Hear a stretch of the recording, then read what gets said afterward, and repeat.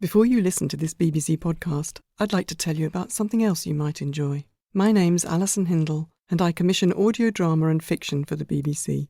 It's a great privilege, because I get to unearth stories people love. You should see the books and scripts covering my floor, from new talent and established writers as well as classics.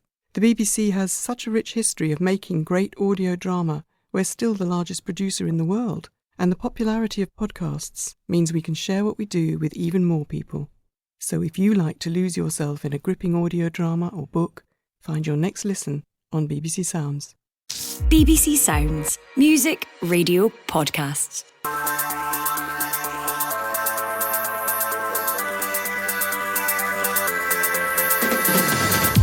Hello and welcome to the Scottish Football Podcast, all the news, views and analysis you need on today, Wednesday the 21st of August. I'm Alasdair Lamont and here's what's coming up today. The key for us, I think, is like the counter-attacks, because the Plzen defenders, especially midfielders or wingbacks, they are not fast. As Hearts prepare to face Viktoria Plzen, we get the lowdown on the Czech side from the former Tynecastle keeper Bobby Zlamal.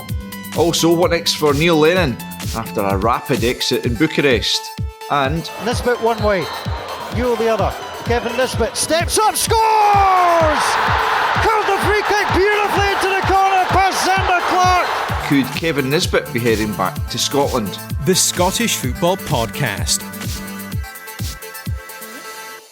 I'm joined for this one by the former Scotland striker Lee Miller. Lee, morning to you.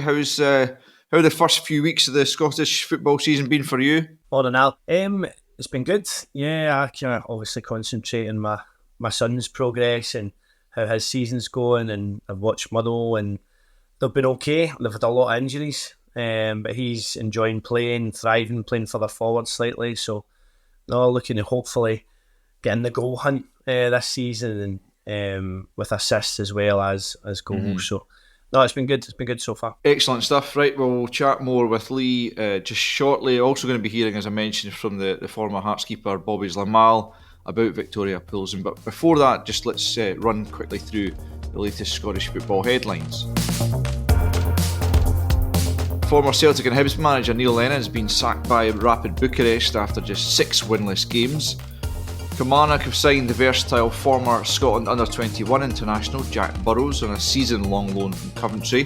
In the row over Cyril Desser's goal against St Johnstone at the weekend, the Perth club are now satisfied that referee Matthew McDermott didn't blow his whistle in the lead-up to Rangers' opener.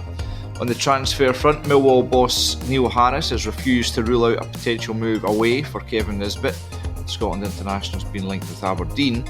And Celtic have been named as the best run club in Britain by the Fair Game Index that ranks teams on areas including community engagement, ethical standards and financial sustainability. Right, well, Lee, let's just chat through some of the stories in the headlines this morning. And first, Neil Lennon's sacking by Rapid Bucharest. I mean, even by kind of modern standards, a dismissal after half a dozen games, albeit without a win, just kind of seems ludicrous, doesn't it? Yes. Who would want to be a manager? That's my question. Or was it 5 draws and 1 defeat? I don't know. I don't get it. I don't understand. I know it's results driven, but if you've only got 1 defeat in there, a point on the board, I don't know what the standard's like. I don't know what the standard of the team was like that he's drawn these games and get beat. But for a shelf life, what was that, 3 months? Been a manager at a club, I think you need to be given more time than that. He's been allowed to sign a good few players in that time. So I do not know what's next for Neil Lennon, but I think he's a really good manager. Really good manager, very, very experienced as well. So no, it baffles me why managers don't get enough time to actually do their thing and work their own players and work their magic on the team and try and get some sort of style of play, philosophy, whatever road you want to go down and whatever you want to call it. He said 3 months and he's out the door. It's just baffling, to be honest. Mm-hmm. I mean, it was quite an adventurous move by him, having also been out in Cyprus before as well. But are you surprised in some ways that he's having to go and kind of look as far afield as that, and that he hasn't got another job closer to home. Yeah, a little bit, but I assume the money would be good over there. He feels that he wants to try something different, wants to test himself, and good on him for doing that. But just the way he's been repaid is I just think it annoys me as an ex-player and as an ex-manager. I just think managers need to be given time to work their things and get their point across to players and get a style in place. 3 months isn't long enough. It's nowhere near long enough to produce. But I don't know what's next for Neil Lennon. Where does he go from here? No, because I mean he was linked. I remember with Aberdeen before or after Barry Robson left, but yeah, it is difficult to see a job here that would kind of be a decent fit for him now, especially after kind of what have to go down as kind of failed ventures out in now Romania and Cyprus. He'll have something in his head, I'm sure he will. I like him as a manager. He gets the job done for me. He's been successful here. Obviously with Celtic, Hibs. I don't know where he fits into the Scottish game, or whether he has to go down south, or whether he just takes time away. And I'm sure we will see him back in the game in the near future, whether he does punditry for a bit. I don't know, honestly. He's good at that as well, actually. He is very good at that. I do really like him as a pundit. He tells you how it is, and he's got so much knowledge about the game. I think he'll fit in really well as a pundit. The other thing that kind of grabbed my attention in those headlines is Kevin Nisbet, who I've really not heard much about in the last wee while, probably because he really hasn't set the heather alight down at Millwall, now being linked with Aberdeen. You know, I guess Aberdeen with that Bojan Majowski money to burn, they're going to be linked with a lot of players probably in the last few days of the window. But would he, to your mind, be a good fit in terms of replacing Majowski? Yeah, I think he would. He's 27. He should be in his prime. I don't know how much he's played this season. I know he was left out the squad at the weekend against Bristol City due to illness. Whether that's a cover-up or not, you just don't know. But I would be surprised if he can back up to Aberdeen, if he could back up to the Scottish game, because when you get down south, you kind of jump about in the merry-go-round. You do, and there's clubs that take your fancy, and you jump about down there. Although I don't know his personal situation, it could come up. It could be homesick. He could be want home, missing his friends, missing his family. I don't know, but for Kevin Nisbet, he needs to play games. He needs to play. He's a very, very good player. On the top of his game, can be really effective. And Aberdeen, it could be a good fit for him. Going up to Aberdeen, settling himself in there, but again, you don't know his family situation and what he's want to do going forward. But in terms of football wise, very good player. But he's not featured as much as he probably thought he would down there. But see, players going down there from the Premier League, sometimes they don't realise how hustle bustle it is. You're playing Saturday, Tuesday. You're hardly training. You're just doing recoveries.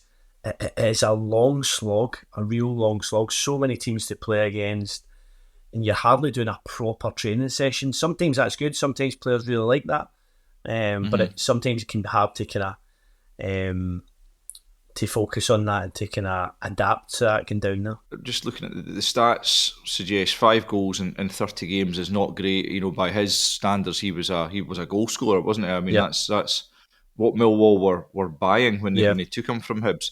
How difficult is it that, you know, you talk about the English Championship? Is it a lot of adaptation that is required for players going down there? Yeah, it is. A lot of players struggle just to get down and to adapt to it's fast paced as well, and the games aren't easy. Every game's tough. Every game is really tough. But I think as well, he could go down there and just not have settled. In terms of, I don't know his family background or anything like that, but he could go down there and just be homesick, if anything. But I feel, me personally, I would maybe stay down there for a wee bit. Although I went down to Bristol City, didn't really settle, come back up to Hearts, and it restarted my career, if anything. That kicked me in the right direction and kicked on from there. So I don't know. He'll have thoughts of his own. And I think due to not being in the squad against Bristol City, I think he probably is on the move. Whether he's looking for it or whether he's been told he's not got a future or he's not produced the goods or whatever it is, hopefully he lands on his feet and he finds a club that suits him, the way he plays, the way he is as a person, because everything needs to kind of fall into place. See, when players moving, it's not just a straightforward, right, he's going to this club, he'll do exactly what he done at the last club. It doesn't work like that. The environment has to be right for that player to go in and produce the goods. Yeah, well, we'll see if a move back north of the border helps him get his mojo back, because he was certainly, I mean, he's in and around the Scotland squad, obviously, and you would hope to get back in there, you would imagine. Yeah. Just, more generally, what is the transfer window, especially this kind of latter stage of it, like as a player? As a player, from my personal experiences, I quite liked it. I quite liked it. When my agent used to phone me, I would get quite excited most of the time, and I moved a couple of times on the last day of the transfer window. It's exciting. It is exciting. You just never know. There's sometimes you can have a club tracking you for a good while, and it's in the press, and everybody knows, or maybe a wee sniff for X player to go to Y team. But sometimes it can come completely out of the blue, because there's lots of things that have to happen. A player can move from one team to another. It's like selling a house, really. There's a chain to things. If a player moves on from a club, then you could be top of their list to go in. The agent will probably know that and will give you the heads up, but it might not, and it might just happen all of a sudden. But no, I think it's quite an exciting time. For a manager, it's mind-boggling, because things can happen very quickly, and you need to have a backup plan for your squad, because all you're interested is your squad, basically. And making sure the nucleus is kept together, and whether you want to drip feed players into that. But sometimes it's out of your hands and players just go. So it's a hard time for a manager. As a player, and you want to kick on, you're not quite featuring at a club and it's not quite working out for you, you're not enjoying it. It can be quite an exciting time if you've got things on the horizon. It also comes at a time where teams are trying to get into European competition, the final stages of that, and that's the stage at the moment for both Kilmarnock and Hearts, which is great that they're both involved at this kind of last stage of qualifying. How do you fancy both their challenges? Let's talk about Killie briefly first. It's a tough one against Copenhagen, but just brilliant that they got through that last round, wasn't it? It's a glamour tie, isn't it?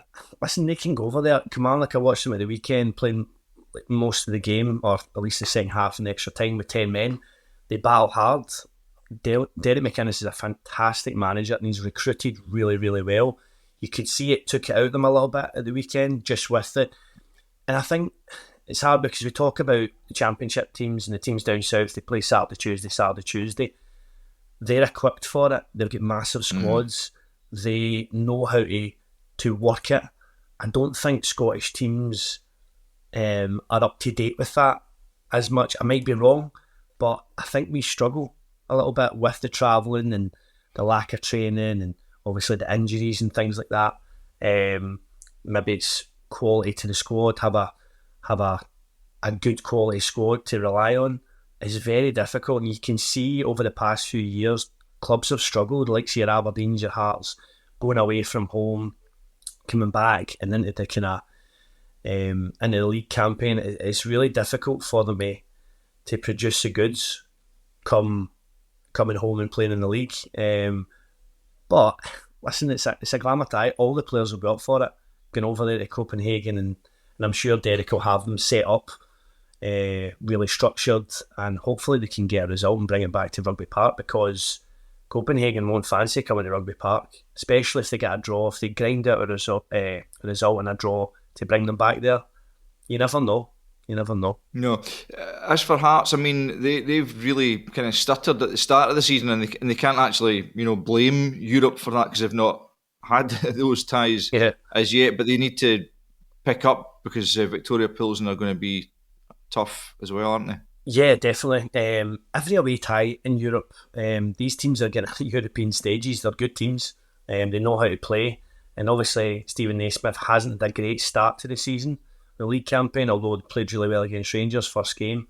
But the other games have kind of stuttered. They made a lot of changes against Falkirk, and obviously they were off the back of a 2-0 defeat. So the players will have points to prove, and I think it's probably good that away.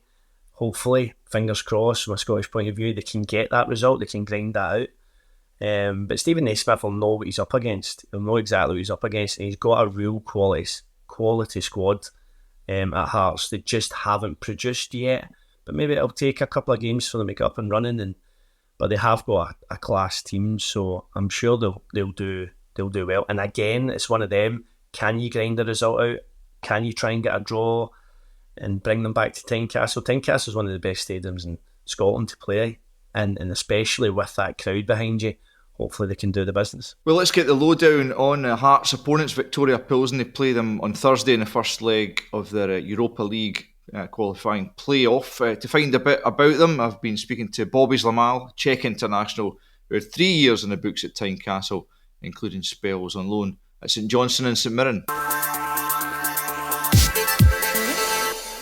Bobby, I mean, it looks like in preparing for this game, I'm looking at Viktoria Plzen's record, not only this season, where they've obviously started really well with 6 wins from 7, but generally recently, both domestically and in Europe, they look like they're a team who has kind of grown in strength in the last few years, and this looks like it's going to be a pretty tough task for Hearts. Would you agree with that? Yeah, I totally agree. It's certainly that it's a tough opponent for Hearts. Plzen is a very good compact team that has great experience from Europa League in the past and even from Champions League.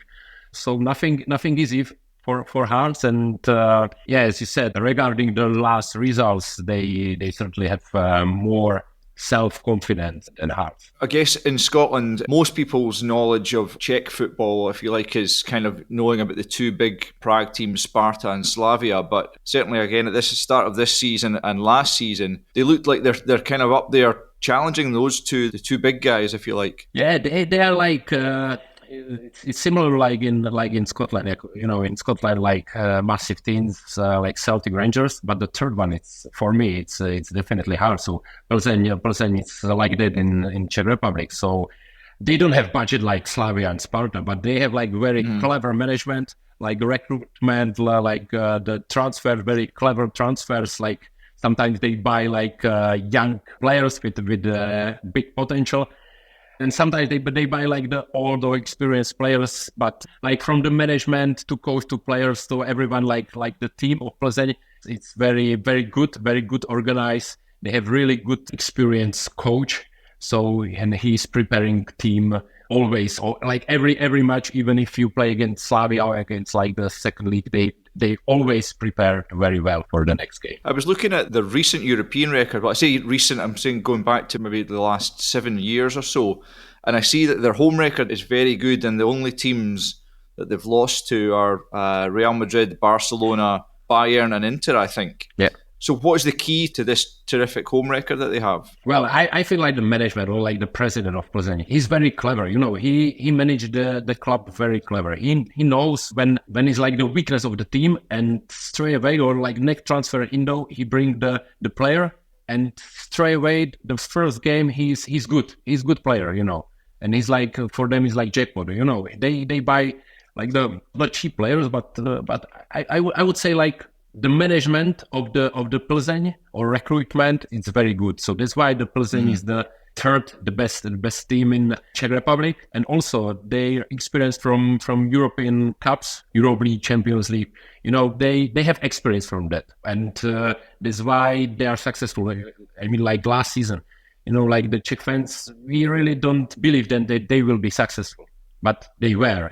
So yeah, we like Plzen. We respect them like the old fans. We respect them because with like the low budget, they can play really good and they can be successful. It sounds like the ideal recipe almost for a club that wants to challenge the bigger teams but doesn't have that same budget. Who, for you, are the key men that Hearts will have to be aware of then? Robin Haranac, for me, is a key man for Plzen defense. He was in starting lineup of Czech national team at the Euro.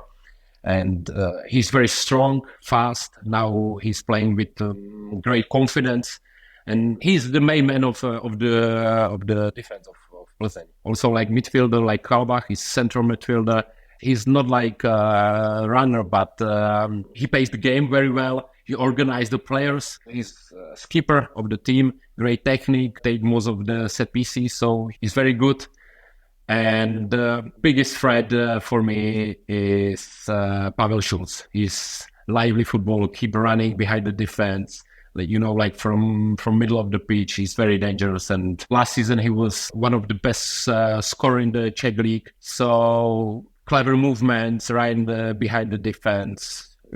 For me, is like the big threat for Hearts defense. So these three for me is like the key players. If you were asked by Stephen Naismith or Hearts to give your advice as to how could Hearts best try and hurt Plzen, what would you say? I see very similar things between these teams. So simply like be aggressive 1-to-1, takes the second balls.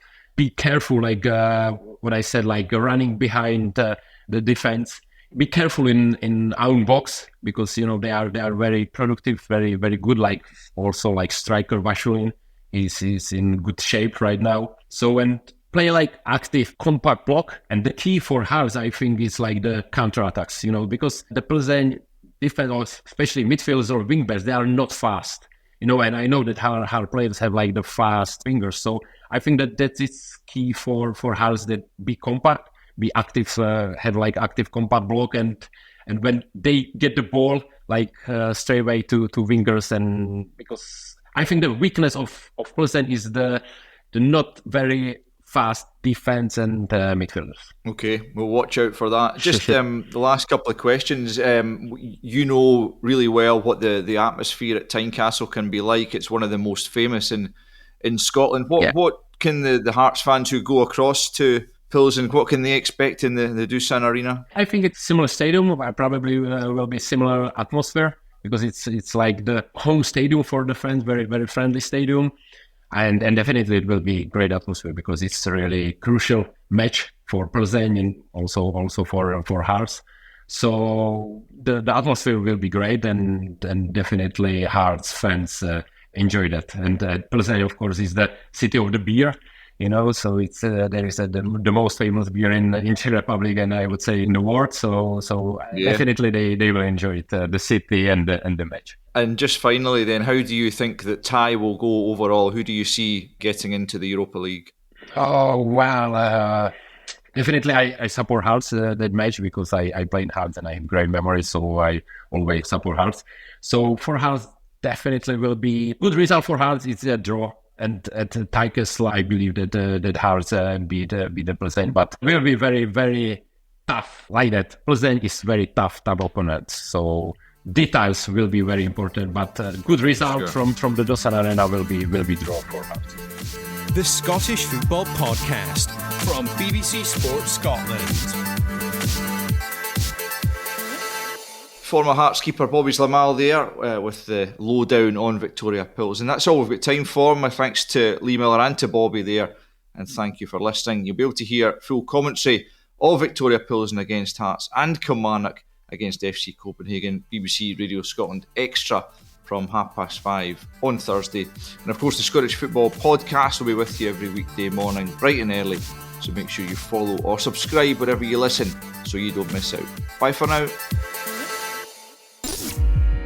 This is the shocking moment English football has been dreading. My name is Moses Swabu, and I used to be a professional footballer, but then I got in deep with organised crime and became a match fixer operating in the English League. A match-fixing investigator has highlighted 2 matches he says appear to have suspicious betting patterns. How honest are you going to be with me? This is 100%.